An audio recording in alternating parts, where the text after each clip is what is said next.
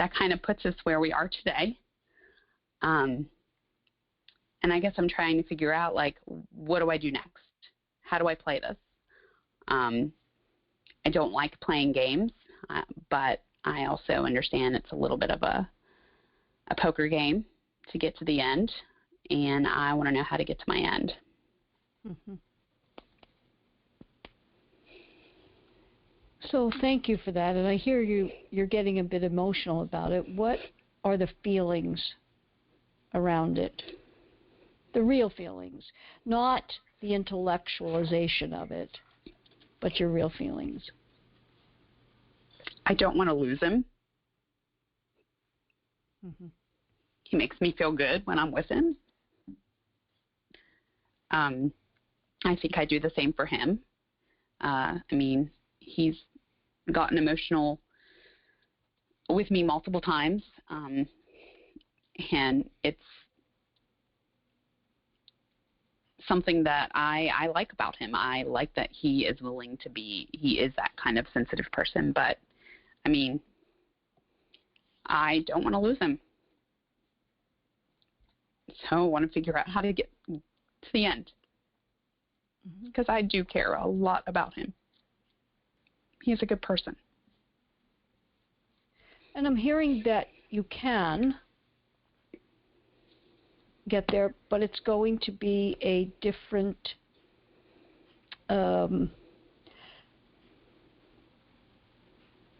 picture probably than what might be in your mind of how that might occur. Mm-hmm. Because we as women, we see things in a linear fashion. And you're a very rational person.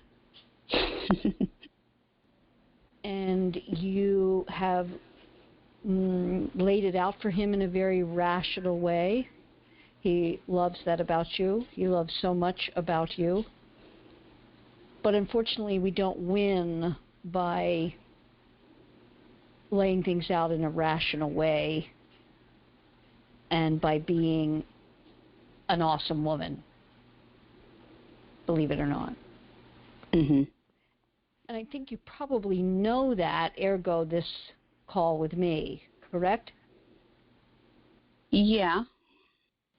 In other words, I'm hearing, so much of this that you have handled and you've done really well, and you have your friends and you're navigating it in a really good way.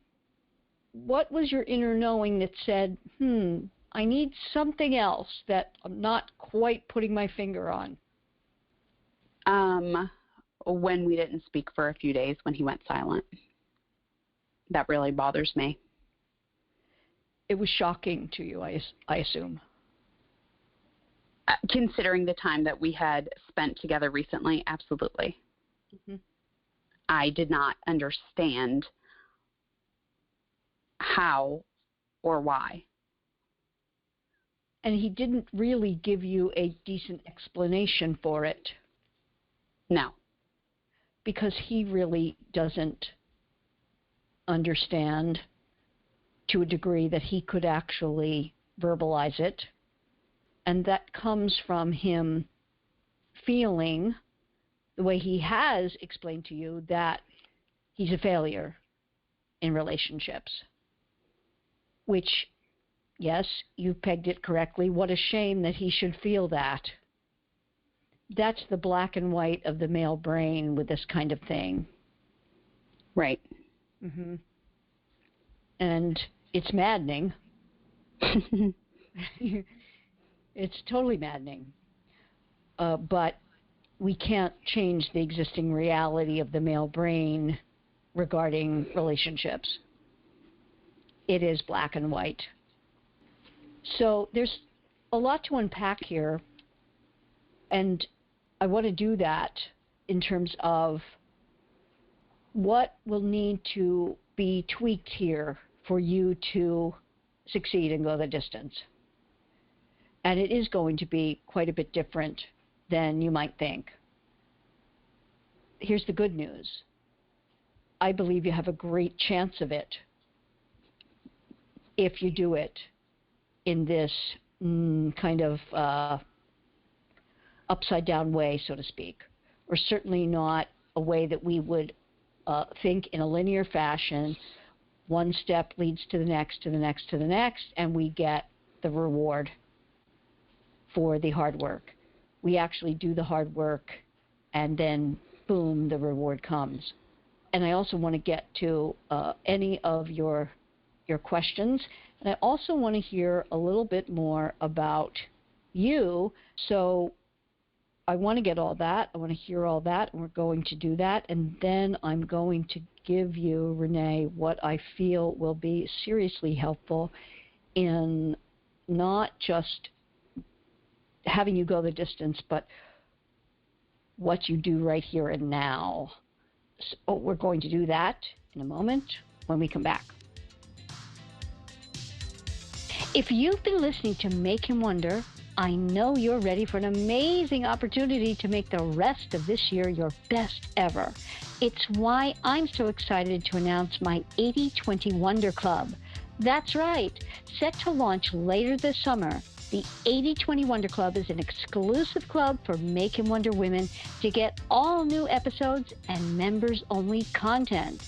Yes, for less than a latte a month, as part of your membership, you'll get a labeled series for specific dating and relationship content by age and relationship status.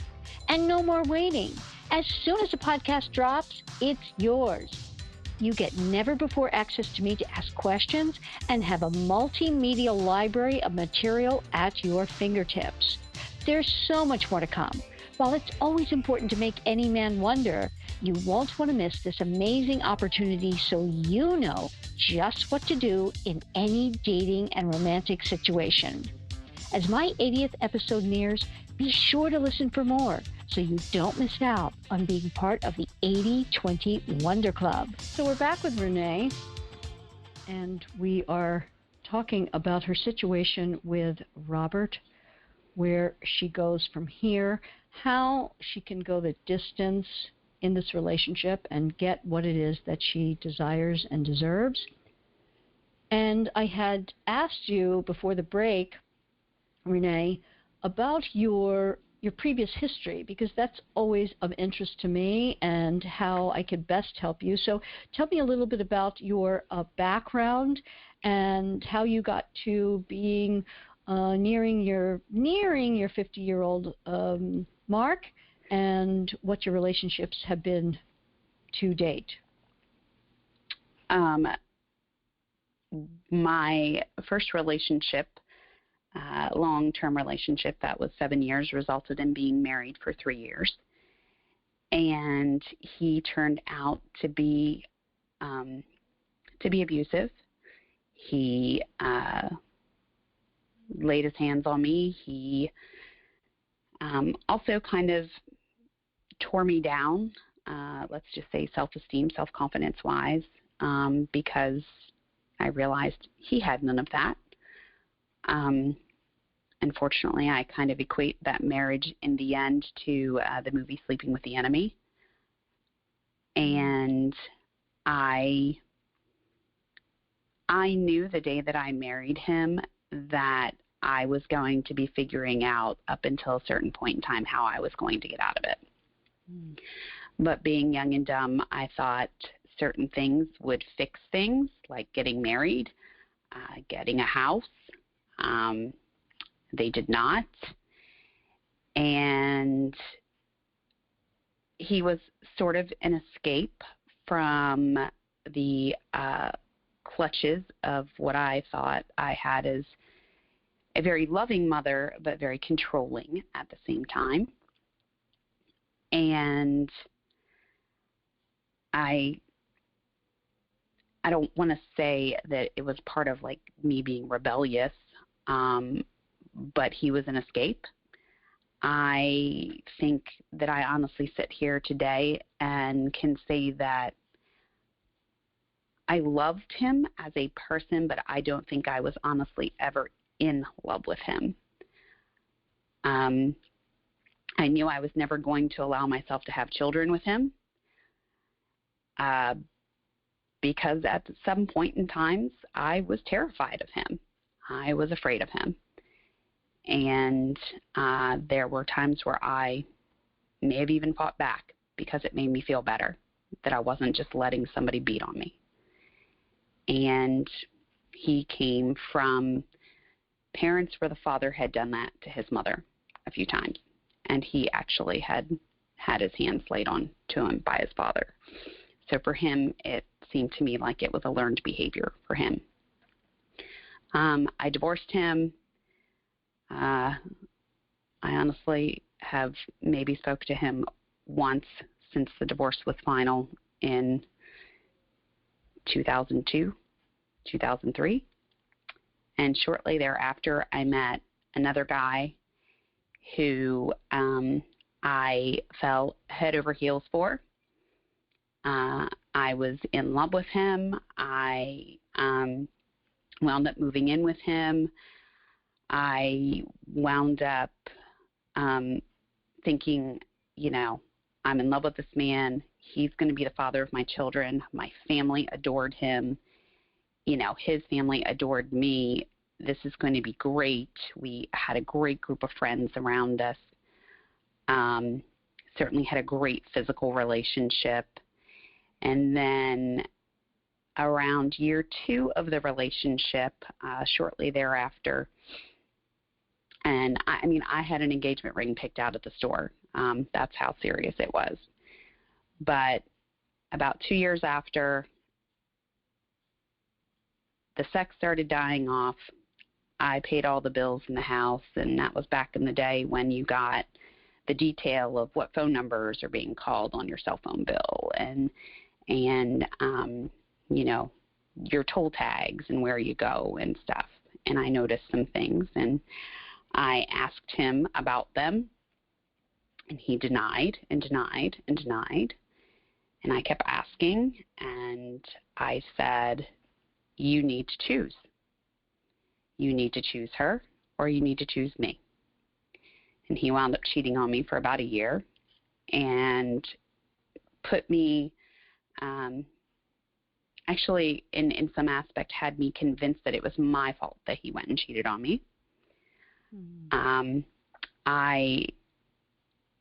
I went to a counselor and asked her. I said, I need you to tell me that I'm not making this up in my head, that I'm not crazy. This is really what's happening, because I feel like a crazy person, and I don't like who I am right now. And, I finally got enough and sick and tired of it that I moved out. And unfortunately, during that time, I had to bury his father. And cut ties with him, and probably up until 4 years ago, dated on and off, no serious relationships. I was pretty jaded. I ran from what you would call a lot of the, quote, good guys. Because I was so terrified of somebody breaking my heart like he did. And probably about 4 years ago, I decided I'm going to give the online dating thing a try. And I meet a guy who I start dating, and something was fishy. And I finally figured out that he was a lifetime alcoholic. And I was not signing up for that. Mm-hmm. And so I cut him loose. And there was actually a period of time in between, those two relationships that I decided not to date at all, because I just wasn't willing to put myself out there. I was going to have fun. I was going to pursue some other hobbies and interests that I've always had, and I was going to do me. And, I relocated and moved to Texas. I had the one relationship, and I've had another subsequent relationship that turned out to be an all-physical relationship that I got out of, and I took a break, and I was like, I want to be with somebody. I'm ready. I'm ready to be vulnerable. I want to be, even though it terrifies me. And I meet this guy, and I'm, like I said, trying to figure out how not to let my past screw up the future. Mm-hmm. And you're doing well. Mm-hmm. Mm-hmm. Yeah. And good for you, because that's what it's all about, right? Not living past patterns or traumas or any of it, right? Right. Yeah. I mean, one of the things that I have told him recently is how safe and secure and protected he makes me feel. Because he does. Okay, he does. But we have to make sure that it actually is that, not just that he makes you feel it. Yeah. Mm-hmm. So, one thing I'm hearing is that he truly reveres the woman that he's come to know. He thinks very, very highly of you. Would you say that's true? Yes. He tells me all the time that I'm amazing, that I can go out and hang out with the guys and the next thing you know, like throw on a ball gown and handle any situation. I'm successful. I'm smart. He's like, you are one of the most classiest people I've ever met. Mm-hmm. And this is, it can mess with your mind. Because what's happening is you are equating all those things which are true and true for him, that this means something in terms of your relationship and going the distance. Does that make sense?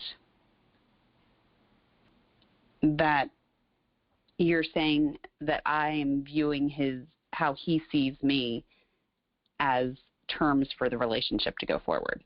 Mm-hmm. And you may think, well, what else could I base it on? Correct? Sure. Mm-hmm. Yeah. And here's what we have to really understand is that for men, those things are separate. For us, they are not. In other words, if we were to turn it around and a woman were to say, this man is X, Y, and Z. He's everything a woman would want. He is self-sufficient. He's honest. He's kind. He's patient. He's wonderful. He's in every way. He's everything I need. It would likely be that this woman would say, this is a keeper. Correct? Sure. Yeah. Men don't do that in the same way. And that's one of the maddening things that's very unfair about it. It's the puppy principle at work. You can see this most incredible puppy that is in front of you. Well-trained, cutest thing ever. It doesn't mean you're going to adopt it. You'll love on it, but it doesn't mean you're going to adopt it. In other words, the adoption of it has only to do with where you are in your life, whether or not you will. Correct? Mm-hmm. That's it. Now, you may think, well, what is indicating that he's not ready? Is that a question you might have? Yes, I think I have an idea, but I'm interested in your perspective. All right, well, let me ask you first. What do you think I might say that indicates that he's really not completely ready? That he is not over his divorce, that he is not back to the man that he was prior, and that he needs to be in that kind of headspace in order to give me what I need, because because he wants to do it right as well too. Mm-hmm. And he wants to be in the right headspace to give me what I deserve. Right. He thinks very highly of you.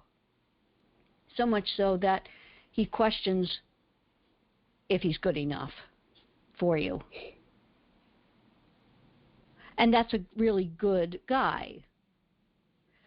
And I don't know, I have a test that I have created, the Peacock Test. I don't know if he feels that he's a peacock for you or not. I don't think he does. Why not? Because he has said how he does not want to let me down, how he does not want to fail again.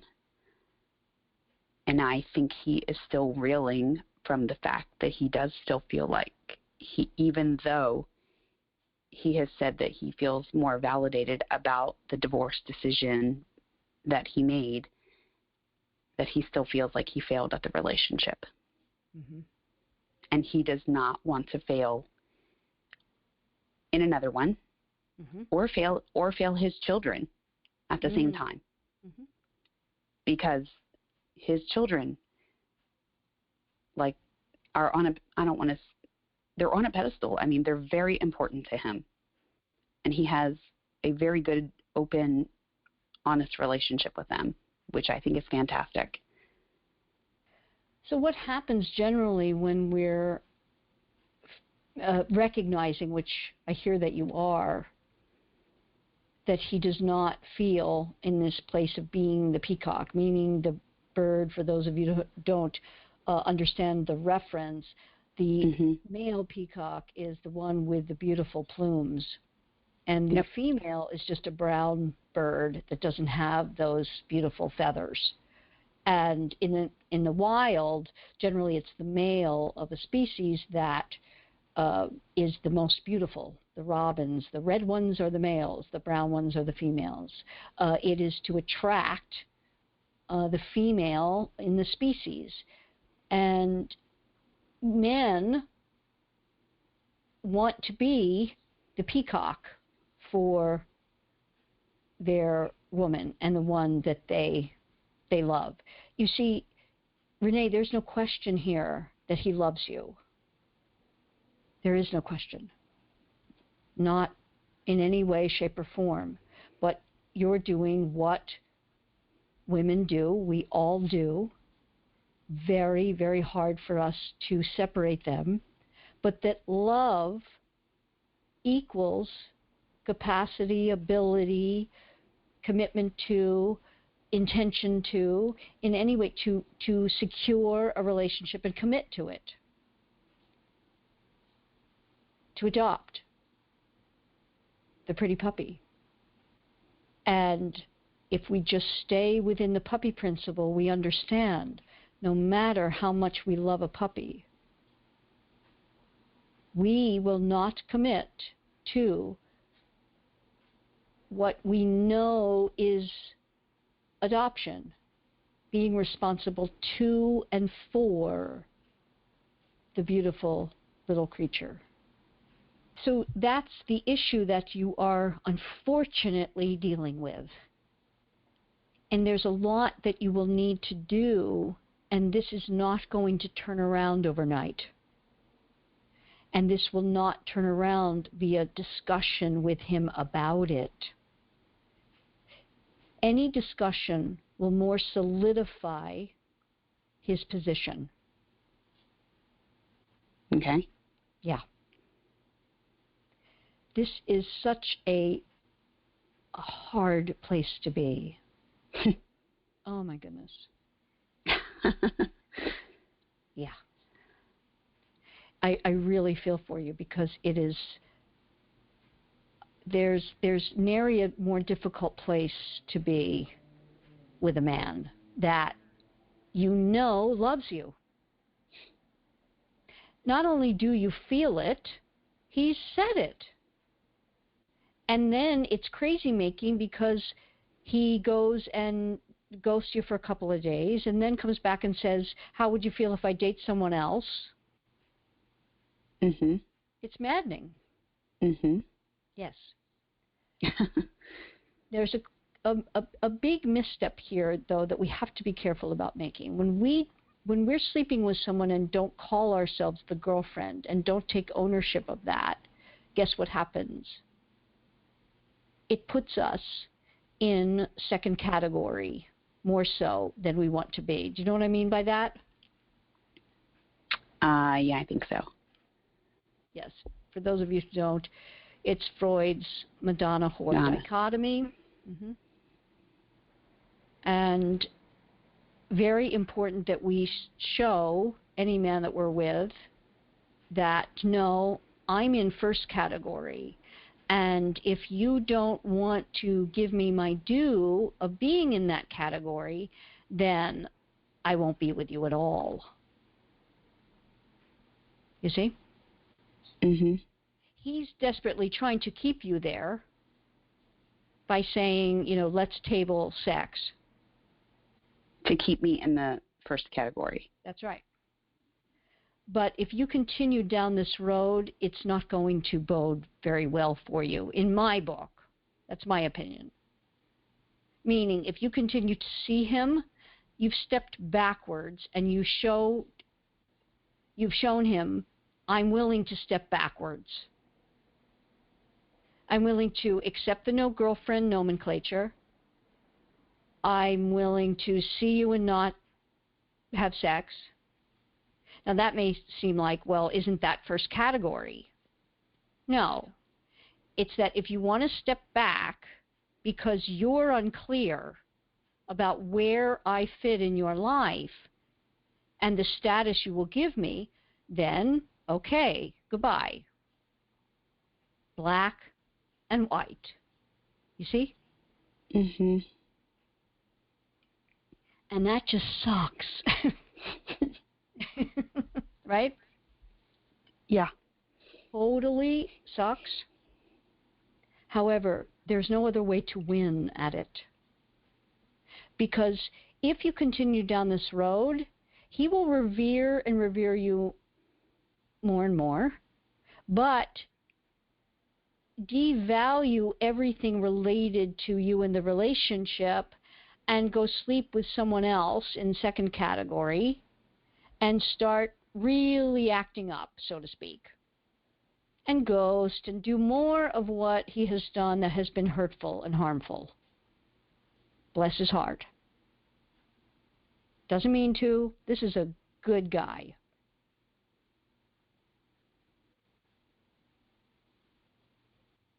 What are you thinking?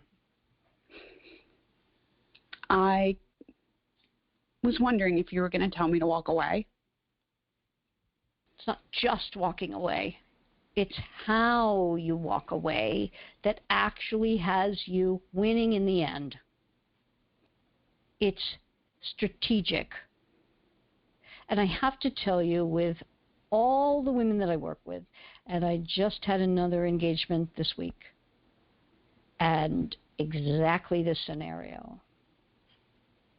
It is formulaic in how it works. If the man is in any way ready and doesn't want to lose his pretty puppy. The one thing that is quite different, and probably one of the only things in terms of the puppy principle that is different, when we seriously are in love with a little puppy, if we really can't adopt that one, we kind of know that we can go and get another one that we'll feel very similarly about, and it will give us all those good feelings in the same way. Because we're not being challenged or need to conquer and show other people in our world, no, that's my puppy. Mm-hmm. You know what I'm saying? We don't have that in us. It's not something that we're going to, slay the dragon to win that puppy. But when a man really loves you, he doesn't want anyone else to have you or adopt you. If we love the puppy and we can't adopt, we, through our hearts and our love, our 3 C's, we're all about cooperation, connection, caretaking, we want to see that little lovely being be with somebody else who's going to love it, right? Right. Yeah. Not the same with men, different beings. Night and day, not good or bad, different. Apples, oranges. So you have that, and every woman has that working in her favor. Because you have a fundamental here that must be in place, meaning he must love you. There is no question about that. So that's really great. But if you know from my book, it's only one of the 5 criteria to be a buyer. Right. And he's not quite there yet, being only 2 years out from this quote-unquote failure, because that's how a man views divorce. Right. It's getting kicked off the team by the coach. He didn't measure up. And he can't wrap his mind around, even if he's the best player ever on the team. The only one that hits the home runs, the only one that runs the bases in record time, the only one. If the coach doesn't like him and kicks him off, none of what he knows about himself matters. It's quite interesting. It takes him a long time. As you know, my rule, 3 years minimum out, signed, sealed, delivered, divorced. And with children, add another 2 onto it. But life doesn't usually come in that neat little package, right? Like, oh my gosh, yeah. No, you met this man, you love him, he does love you. But let me ask you something, Renee. If I could tell you, okay, it's been 2 years, in 3.5, 4 years, you can have this man. I have a crystal ball here. And in 4 years, I can see you 2 will be together for the rest of your lives. Would that be worth it? Yes. Yeah, exactly. Exactly. This really is, and you referenced it earlier, the tortoise and the hare. This is a long-term thing. Because you can't accelerate his growth, the steps, the bit of PTMD, post-traumatic marriage disorder, right? Mm-hmm. You can't accelerate that for him. No. I do realize that. Yeah, women don't have that. We don't have that. Yeah. But they do. And it's a damn shame, for sure. Because he could step into a wonderful life with you and it could all be fine. Everybody could be happy. His wife has someone else. His ex-wife, right? Mm-hmm. Yeah. Yeah. No. Does not work that way for men. So what do you do? Where do you go from here? How do you do it? And again, we'll get to that in a moment. Looking to lure back an ex-love? Let Coach Paula help you get back together with a man you realize might be the one for you. Make the next time around a charm with complete commitment. Connect with Coach Paula Grooms on Instagram, Facebook, or at CoachPaulaGrooms.com. So we're back with Renee. And at our last break, we talked about what you can do from here, Renee, and that this will not be a sprint. It's a marathon. And my biggest question to you is, are you ready for the marathon? Do you want to do the necessary training and all the hard things that come with doing a marathon? Or do you prefer, let me opt out here and I may go and find another race, so to speak? No. I'm in it to win it. Okay. I don't give up that easily. Okay. So let's get down to the nitty-gritty here.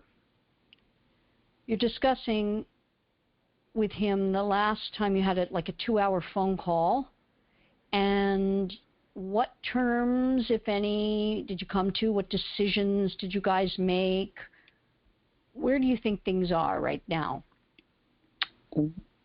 I think things are that we obviously stepped back from the physical relationship a little bit, that we are going to date, that he has said he wants to take me out on dates, that he has some work to do on himself to be the best person he can be for me.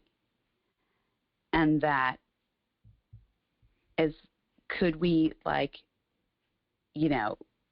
keep the communication open, and I guess to an extent of, letting the other person know, this is where we're at, this is where I'm at, this is how I'm feeling.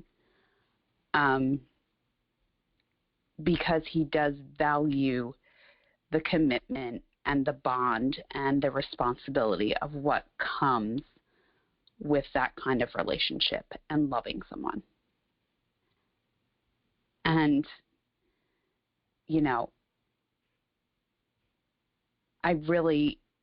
I have a lot of respect for him as a man actually acknowledging that he needs to do the work, that he needs to be better.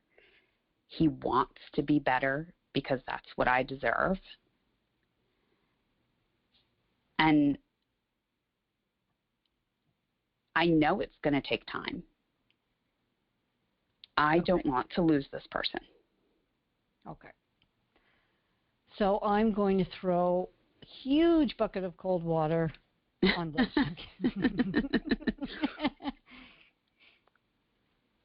And kind of take it apart a little bit so it's easier to dissect and digest. All that he said, there's the one side of it, which there's a truth to it. Isn't it wonderful? He'd like to keep the communication open. He'd like to date you. He'd like to make sure that you're each telling each other what's going on and being open and honest with each other. If you do that, you become this wonderful woman, and you will be friend-zoned in short order. Because while this is what, you see, this isn't what will win for you. This is what this man needs at the moment. If you give him what he needs at the moment, you go into this relationship that will never go the distance for him. He'll revere you, he'll love you for the wonderful woman you are, and he will never adopt you as the pretty puppy you are. This is so oxymoronic to us. It's completely antithetical to, it doesn't make any sense, and why we as women get hurt and don't get the relationships that we really want. Because it doesn't make any sense to us, because we don't work in the way that they do. He does need all those things. He's absolutely right. If you give it to him, however, you will never be that woman that he will slay dragons for and climb the high mountain for. Does that in any way make sense? And it's definitely where I struggle, because I am a very common sense, logical driven type person. He loves you for that. And I bet you have helped him enormously get past and over and this whole divorce thing of his. And you've been an amazing sounding board, and you've been the voice of reason for so many things, and you've bolstered him up when he's been a little down or showed any of his warts about it or issues around it, correct? Absolutely. But it doesn't inspire what will ultimately be the thing that will get his attention and get him for a relationship down the road.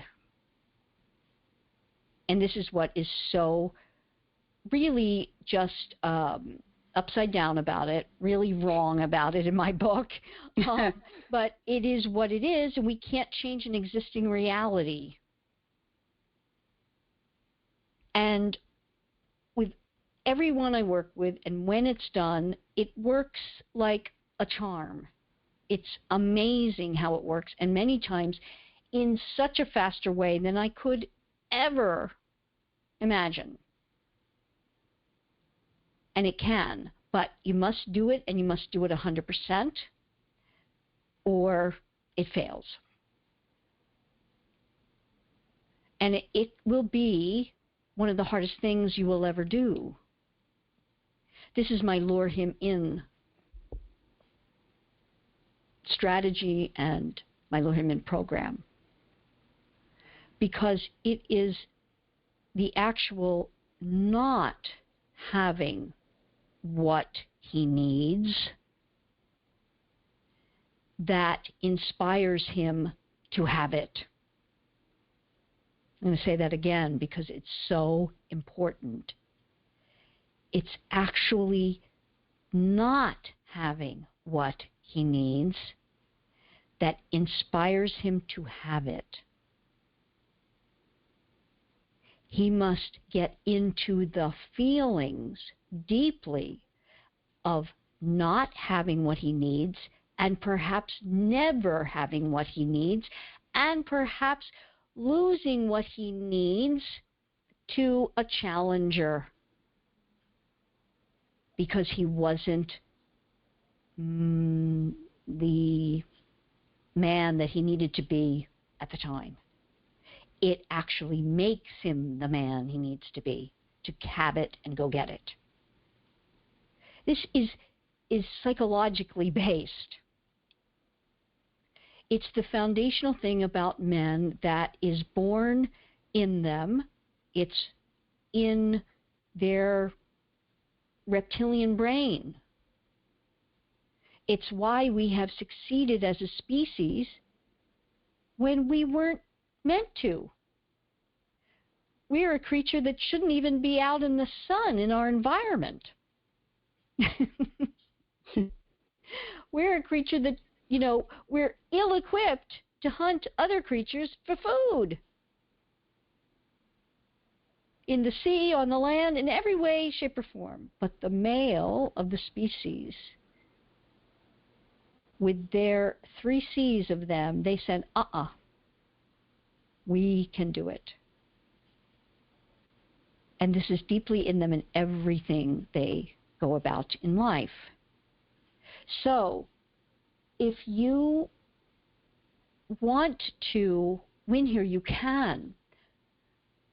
But it takes absolute commitment on your part to do it until. And it truly is. And in my program, when I have the women that I'm working with and talking to them about it, and also in the online portion of the program that they get, I say time and time again, this is one of the hardest things you will ever do. But if it's worth it to you to see if you can have something down the road, because I cannot tell you for 100% sure that you will, but I can tell you the other way, you will not. It will go sour. He will get what he needs, and then you will not be the chosen one down the road. And that would be a damn shame for both of you. And so many women, myself included, have done that many times, been exactly what he's needed in every way, shape, and form. Out of our love, our connection, our cooperation, our caretaking, our understanding what he needs and giving it to him, because we feel if we give him what he needs, then it will come back to us. If only. That's what's oxymoronic about it. It doesn't work like that. It's in the not giving him what he needs now that he gets into the feelings and gets himself together so that he goes and gets what he needs and wants. Oh my goodness. I mean, obviously it sounds like I need to take a huge step back from him in every aspect of the word is what I'm hearing. Mm-hmm. And you have questions around the how. Because if the how is not handled in the right way, he gets out of it with negative feelings. We don't want that. No. It's partly FOMO that he must feel. Mm-hmm. Yep. Large part of it. And that the work he wants to do on himself, see, he's told you, and these are good things to know. He is wrestling. He loves you. He loves having sex with you. He's wrestling because, he also wants other things. That's male. He also wants to go and pet other puppies and play with other puppies and so forth. And that makes him feel guilty. So you can have a one-time discussion with him, and it has to be done in a way whereby you're going to go to him. And when I say go to him, this can be done in a number of ways. Most of the time, talking to him about it is the worst way. You do it once, and as I said, it will be one of the hardest things you'll do. You have to know in your soul and be committed to this working in the end. And that is knowing in your heart what I'm saying is true, and then applying it. And knowing that with each passing day, you are closer and closer to it. And then there's another component to it, which is that you also must let it go and move forward with your life. And as I said, it's the hardest thing you'll ever do. But again, this is to get the end result that you're looking for, which is him completely, fully, wholly, not what you've got now, not giving him this exactly what he wants, the open communication and the friend stuff that he needs and the shoulder to be there and the assuaging his feelings, because having you there actually is an anxiety reliever for him. Otherwise, he feels, he's just bereft and out there, and there's a both and to this for him. If you do this and you do it in a way that is high value and lets him know what you've decided, there's an immediate feeling of, and you have to be ready for this, relief. He feels, oh, thank God, I don't have to live up to anything that I'm not capable of doing. And that's what he was doing when he ghosted you. But then it starts for him, for every man. It starts. It's in the no contact. Nothing works as well as that for a man. It gets him into his deepest feelings to actually do something, not put it on the woman, actually do it for himself and actually make those changes and go through what he needs to go through and the growing pains to get to the other side. And to actually be that man for you and win you again. Now, you didn't need to be won in that way, but he can never know that. It's not going to be easy. I know that. But I think it's worth it. Mm-hmm. Yeah, it totally is. And I can speak to you more about how you go about doing it in the best way possible that really gets them into the feelings. And then what you do after that. It's seriously important. Each one of these little steps is one of the dots that connects to the end result. I really thank you for doing this today, because I think it's so important for these discussions to happen. Otherwise, we continue on doing things that will only hurt us. Be seriously helpful to the man on his journey, but not get us what it is that we desire and deserve, and ultimately be very good for the man in question, because ultimately he could be very happy with this relationship as well when he goes through what he needs to go through and do that on his own so that he feels like that man and that peacock for you. So thank you so much, Renee, for doing this today. Thank you. So hard stuff. Yes, it is. That's why we're here talking about it, and why these conversations are so valuable. So I'm going to look at the 3 takeaways from Renee's situation. First, how important it is to present yourself in the first category. When you present yourself in the first category, you will be hard-pressed to get out of it.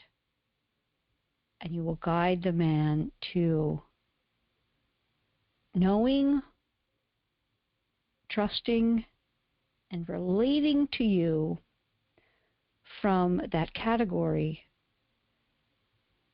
In Renee's situation, that I am girlfriend material. I know I am. I stand in that value. And I don't sleep with a man who thinks of me in the other category and not as a potential girlfriend. we can do this a number of ways. It's easily shown to the man, and we talk about that all the time, what we show and not what we say. Shown when we vet him and put him through the paces at the initial stages of the relationship. Then prior to most everything sexual, beyond kissing and maybe breast touching, etc., but not too much, etc., that going further pretty much demands exclusivity, and then that leads him to believe relationship. He just knows that because he's male. He puts you in the right category. And then we don't have much explaining to do. That's the beauty. We don't have to talk about it. But we have to be willing to let him go if he's not comfortable with that category. And what we just heard from Renee's situation is that he didn't say anything. He just went away. Yes, very hard. So let's look at the second takeaway. Being a man's cheerleader and supporting him by accepting behavior that isn't along the lines of what you know to be consistent with getting there and being committed and him being all in. In other words, you can't understand him into a committed relationship. I mean, almost never does that work unless you are willing to put in time after the fact. And that's what Renee and I were discussing here.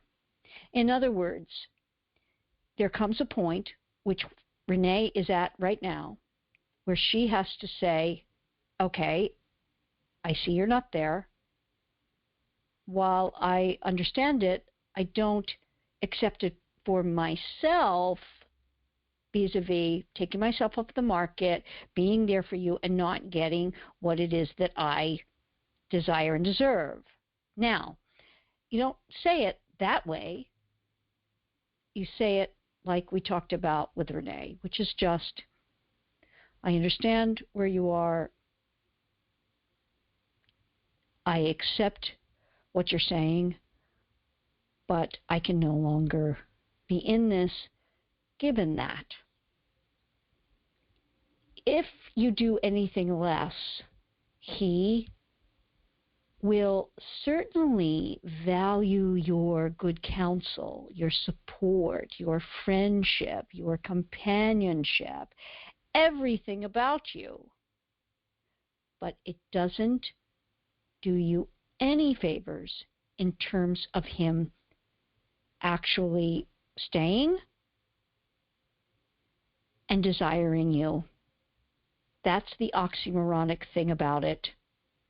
Us being the connectors, cooperators, and caretakers that we naturally are hurts us when the man hasn't fully committed. And sometimes even when he has. That's also kind of ironic. But in other words, the man wants to feel he is the peacock. So Renee is at the third takeaway, and that is where you must walk away. And she is deciding about whether or not she can commit to doing that, because without the commitment, she won't be able to get anywhere with it. You have to be totally committed to it so that he feels what he needs to feel, and that is only through the cutting off and the no contact and the time necessary for him to feel what he needs to feel, go through what he needs to go through. And for each situation, that will be different. For some men, they kind of have an aha moment right away and like, oh my gosh, what am I doing? I'm going to lose the best thing in my life and my love and all of that, and they immediately turn around. In this situation, I dare say that's not very likely. Why? Because he has not been divorced long enough. The failure is too present. It's too there. And that's simply my opinion on it. We could keep our fingers crossed for Renee that it will go faster, but the harder she is in her resolve will be to the degree he can really get it quickly. In other words, this is the takeaway. Staying friends and doing what we just talked about in the second takeaway, which is helping him, continuing to support him, being there for him, understanding him. You can understand him right out of the relationship. Again, oxymoronic to us. But many of you may have been there where you were the man's everything, his shoulder, his support, his rock, all that he needed.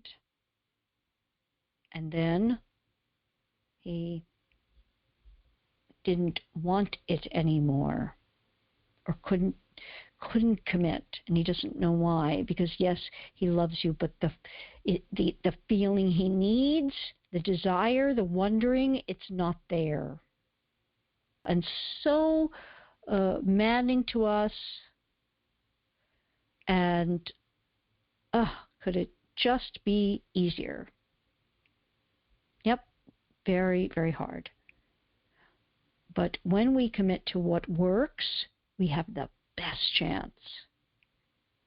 And I know that if Renee can commit to what will work, there is a great chance for her. And that's what we are going to hold out for her. And I want the best chance for you. So you will be able to continue getting Make Him Wonder going forward at much less frequency. And that is because of the 80-20 Wonder Club. And I hope you will be joining us in the club. You will be getting so much content. Season 2 of Make Him Wonder will come out, but again, much less frequency of the podcasts. This is so the 80-20 Wonder Club will go forward full steam ahead, and you'll be getting so much interesting content, and you'll be able to hear podcasts and know kind of by age and relationship status, and get multimedia content. So I hope you will check that out more on each episode. Our 80th is coming up, so the 80-20 Wonder Club will be starting soon. You will have experienced that this episode came to you at a much slower rate. For example, not every 2 weeks, but there's likely a month between the time you got the previous episode, and there will be a month until you get the next episode. And that's because make him wonder is slowing up, so to speak. It's not going away, it's just slowing down. But the 80/20 Wonder Club will be going full steam ahead, and you will be getting content all the time. And that's what will be so great about being part of the 80/20 Wonder Club. A real community there that I really want you to be a part of, to really take your learning to the next level. That's what we're all about. So until then, do not forget, with any man in your life, how important it is to make him wonder.